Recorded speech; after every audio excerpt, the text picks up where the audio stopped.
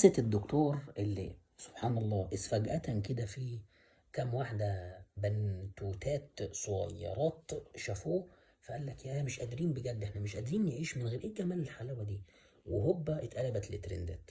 لا وخد المفاجأة، دخل ناس يعني كما كان يقال يعني. طبعا في كلام كذب كتير في الحوار ده، خلي بالك يعني انا عايز اقول لك ان هفجر لك كام مفاجأة في الموضوع. المهم دخل كام بنت كده قالوا كلام يعني مش حلو، مش احسن حاجة. ففي كام شاب تطوعوا قال لك والله ما نسكت ابدا، والله ما نسكت ابدا، هتعملوا ايه يا رجاله؟ راحوا جايين واخدين هوبا سكرينات وبعتينها ايه اللي كانت مخطوبه بقى ومتجوزه. المهم ايه، واستغفر الله العظيم الدنيا اتقلبت. بعدها اللي خاطب قال لك انا انفصلت، واللي متجوز قال لك انا طلقت، ومشيت الحكايه والناس صدقت الهراء والكذب ده. وإذ فجأة لما بس بشوية تدقيق، ما احنا ما تعودناش على كده، ما تعودناش ندقق، اتعودنا ناخد الكلام زي ما بيتقال ونردد، وهو ده المطلوب، وهو ده اللي كان عايزه الافندي اللي اسمه محمد المغربي، اللي بالمناسبة لازم وواجب ان هو يتحاسب.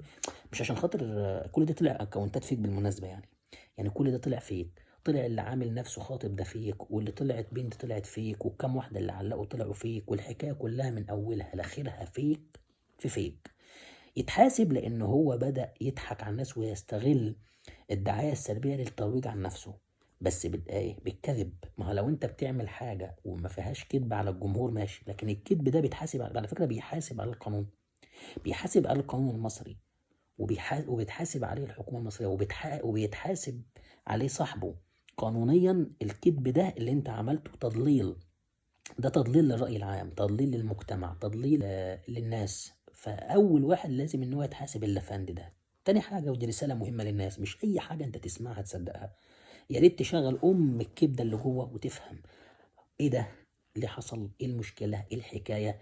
طب اللي بيعمل كده يعني ما تاخدش الكلام زي ما هو، لا راجع وفنط واستنبط وافهم، وراجع ورا كل، حتى انا اي حد في الدنيا كلها راجع ورا اي حد بيقول لك اي كلام، عشان ما تبقاش مجرد سلعة بيوجهوها وبيضحكوا عليك زي ما هم عايزينها في اي اتجاه.